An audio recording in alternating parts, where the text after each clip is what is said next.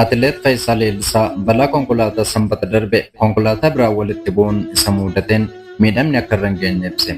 Faayisaan akka jedhetti konkolaataan isaanii sanbata xiqqaa darbe sagantaa cidhaarra turanii osoo manatti deebi'aa jiranii naannoo Jamoo Mikaa'el jedhamutti konkolaataa xiqqaa dhuftee nutti galti jedheen walitti bu'uu hime. Gaafa sanbata xiqqaa galgala cidha wayitu ture. Nutis achi tutturree galgala gara manaa osoo deemaa jirru galgala sa'aatii 6tti daandiirra konkolaataan hin turre. Gidduutti konkolaataan saffisuma nuti ittiin deemnuun mandara keessaa ba'ee nutti gale.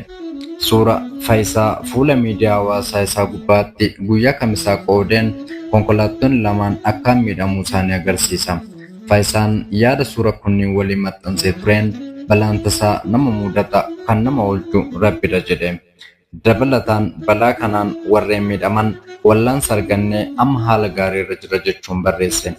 Atileet Faayisaan itti dabaluun akka jedhetti oduuwwan hin mirkanaa'in balaa qaqqabe ilaalchisee qoodamaa turaniif deebii kenneen balaa kanaan lubbuun namaa darbeen jiru jedheera. Wayita balaan kun qaqqabu konkolaataa isaa oofaa kan ture obboleessa isaa ta'uu himeera.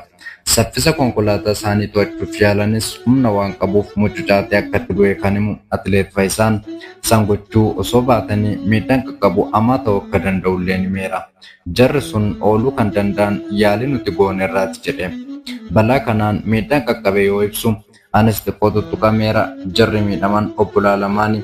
Isaan keessaa tokko xiqqoo miidhamuu barbaade. Amma garuu lamaanuu haala gaariirra jiru jedhe.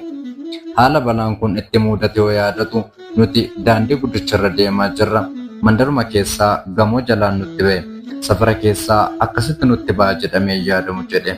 Akka Faayisaan jedhutti obbolaan lamaan umuriin isaanii geessota ganna 40 oliiti. Battala balaan kun qaqqabeetti miidhamni homaa akka hin dhagaamne kan ibse Faayisaan bubbulee iji isaa boo'uu eegaluu mataan isaa gariin dhukkubuu hordofee wallaansa argachuu hime.